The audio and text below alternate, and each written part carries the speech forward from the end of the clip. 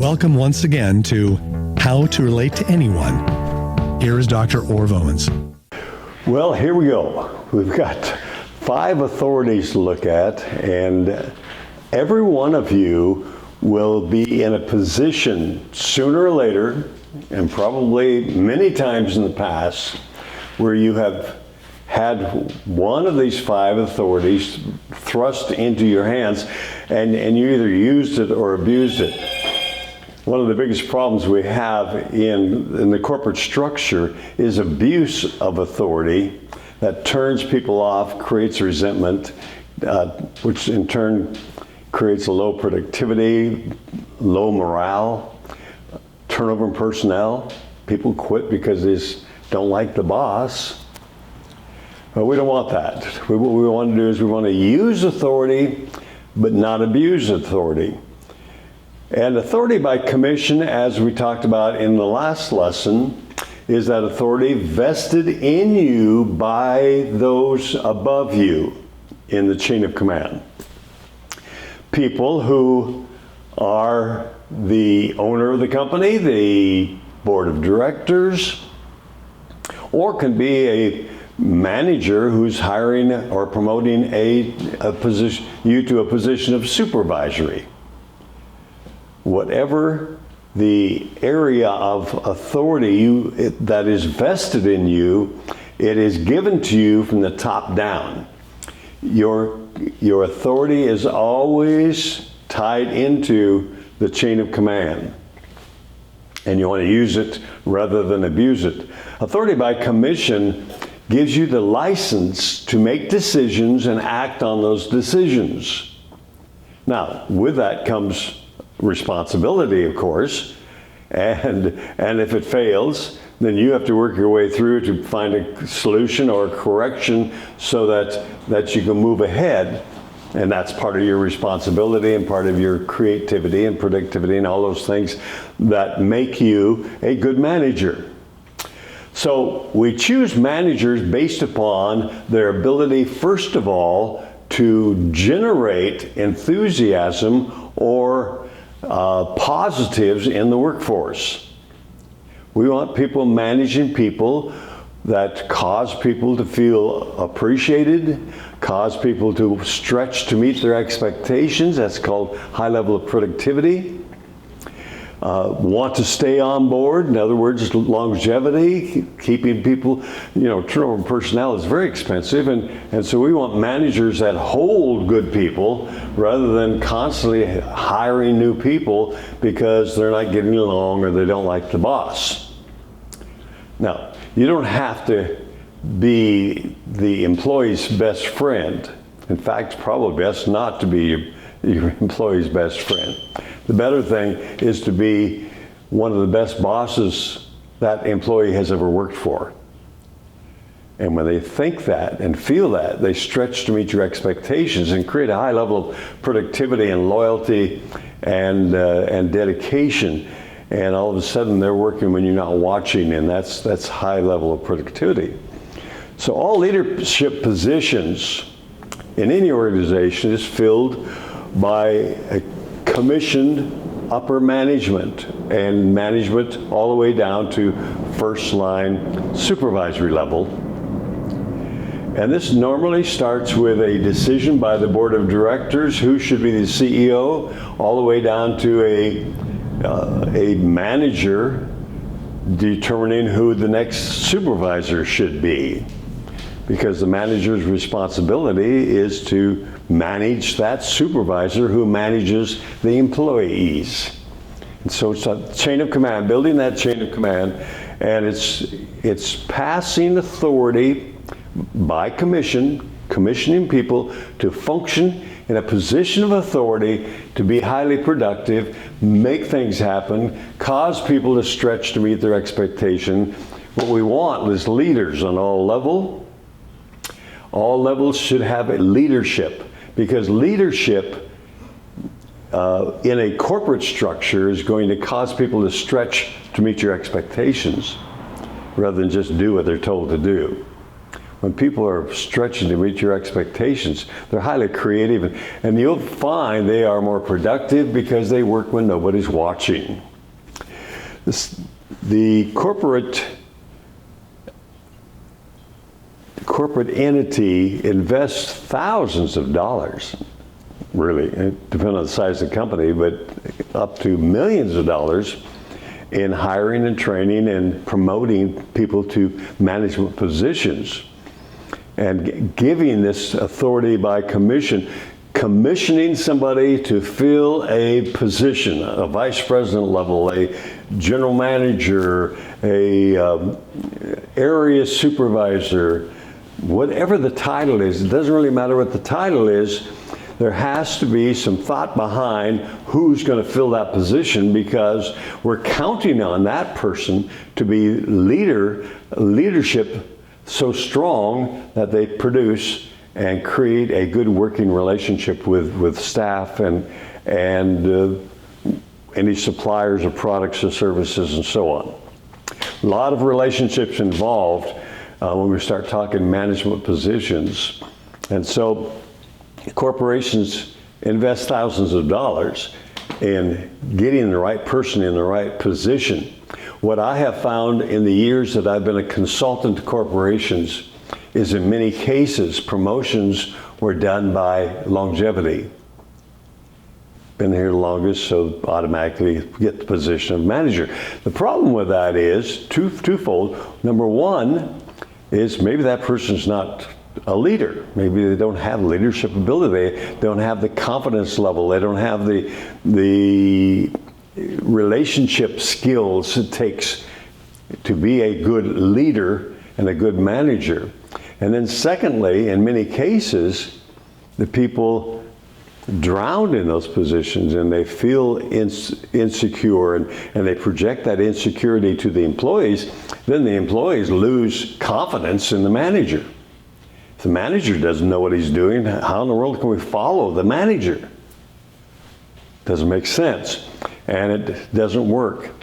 And what I have found, and especially in some large corporations where they just promote people by longevity, they have a huge level of dissension in their ranks and turnover in personnel and costly errors based upon poor relationships between the manager, supervisor, whatever, and the employee level, or the person who answers directly to that manager. It can be vice president to a middle management person, whatever. In all cases, it's vitally important that the manager develops a trust relationship with subordinates. They have to believe in the manager and stretch to meet that manager's expectations. How do you do that?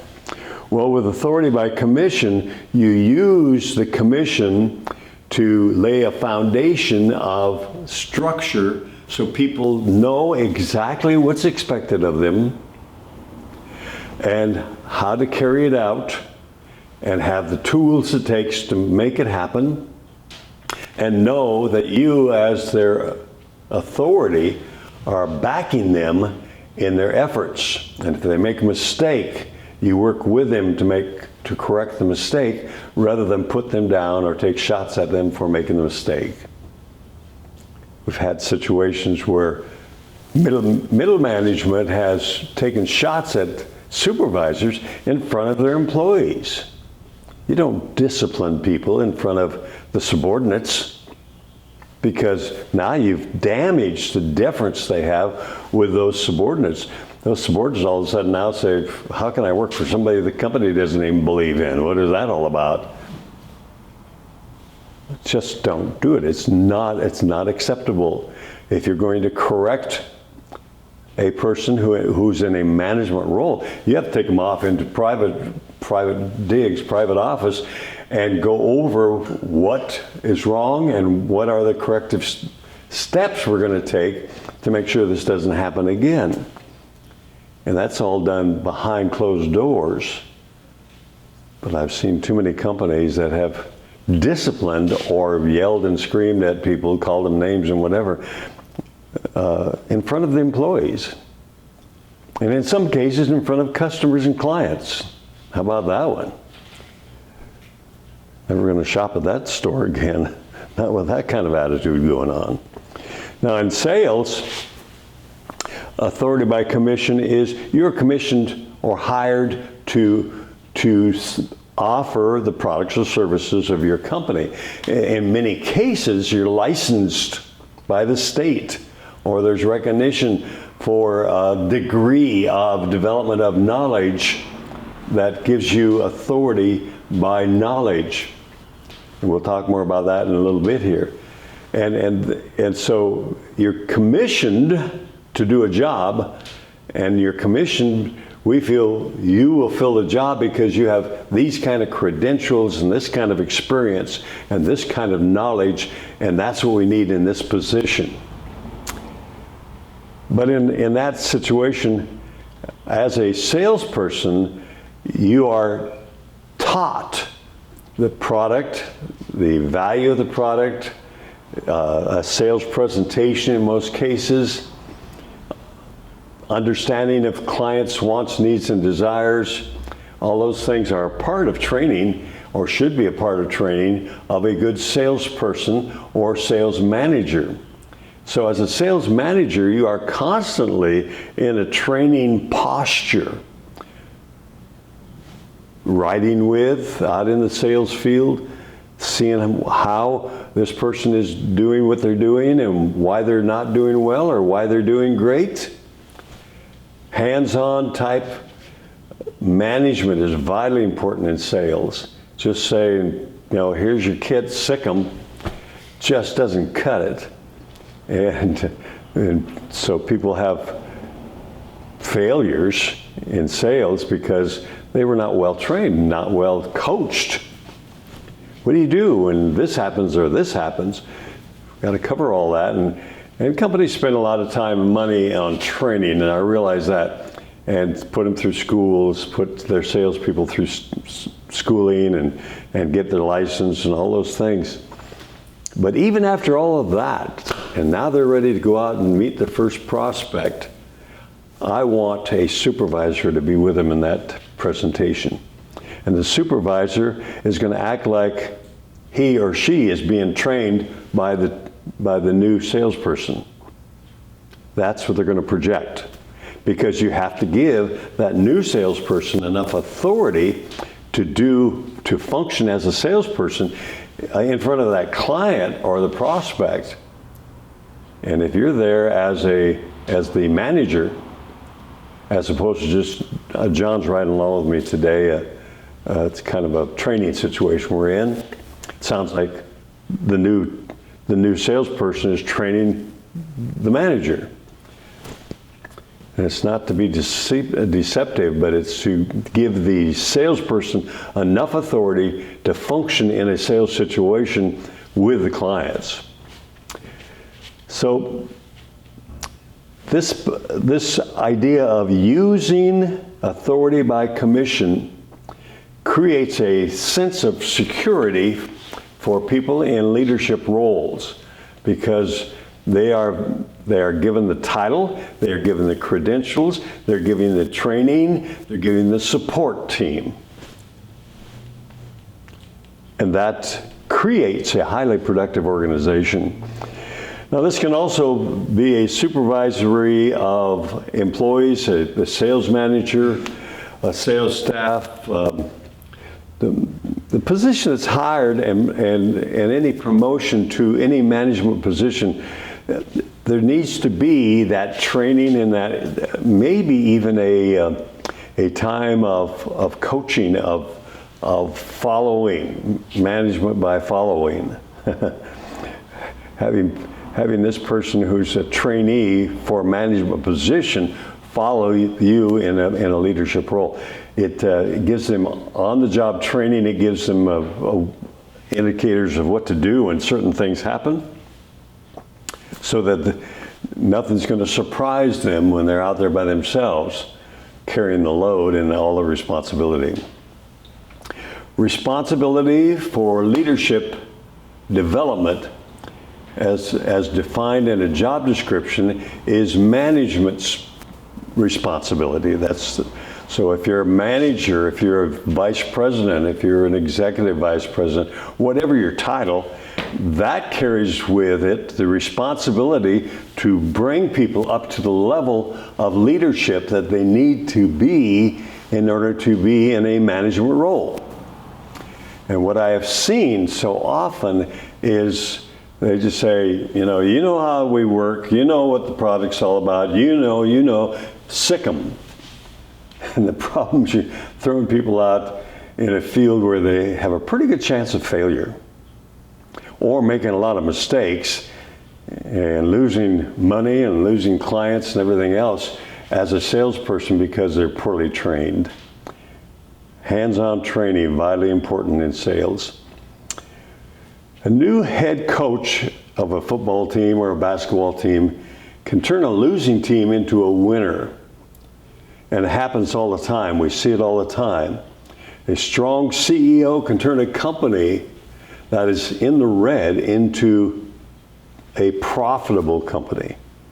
Worked with a company on the East Coast in Florida where the company was losing so much money they were going to close the doors. And they brought in this young man who had a lot of leadership ability. And I met him because he said, help. Help, here's what I've got. I got an 80% turnover in personnel. I've got 20% productivity. And they're going to close the doors. And I have 1 year to turn this company around. So we did some training of the supervisory level and management level of that company. Didn't do anything with the employees, just supervisors and managers. And over a period of 12 months, they went from 20% productivity to 85% productivity. And my friend who hired me, the supervisor, the person who is actually manager of the plant, was promoted to a vice president because he turned that company around. And he did it by using authority by commission to build people up, train them, give them the tools to work with. First thing he did was, let's get these people who've been promoted from on the production line to supervisor level. Let's get them up to speed in leadership. Let's give them some training. And I was the one they brought in to train, and it turned the company around. Well, a new head coach can turn a team around, a CEO can turn a company around, a frontline supervisor can turn a department around if they are leaders. And if they use the authority by commission that is vested in them to become everything they can become and cause people to stretch to meet their expectations and be highly productive. So CEOs are hired to work with a board of directors to achieve new levels of productivity within an organization. And that's true on all levels of promotions. What we want then, as we give authority by commission, we give the proper training so they're equipped to do the job, proper follow-up by upper management in support role, proper employees to be able to carry out function of the job. When the supervisor comes to you as a manager and says, I've got to have some more qualified people. I don't have one competent person in the bunch here. You've got to help them. That's part of what a manager does. And so with that whole chain of command, as the authority by commission comes down to the different levels, we develop a high level of productivity throughout the whole organization. But it has to start at the top, the CEO, and work all the way down to first line supervisory. Authority by commission. You are commissioned to do a job, carry out the responsibilities to lead people, your staff, into a higher level of productivity. That's your job title and your job description. it's a good challenge because people are people.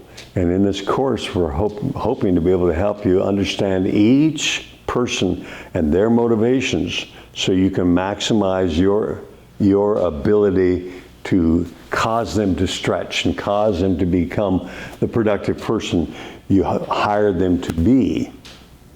And so that's what this program is all about, developing those leadership skills that cause people to stretch to meet your expectation. We're going to go into the next authority in the next lesson, so you might want to go over this again. It's vitally important to understand that you have authority and you use authority, and if you abuse authority, you will have a high level of turnover in personnel and a loss of productivity.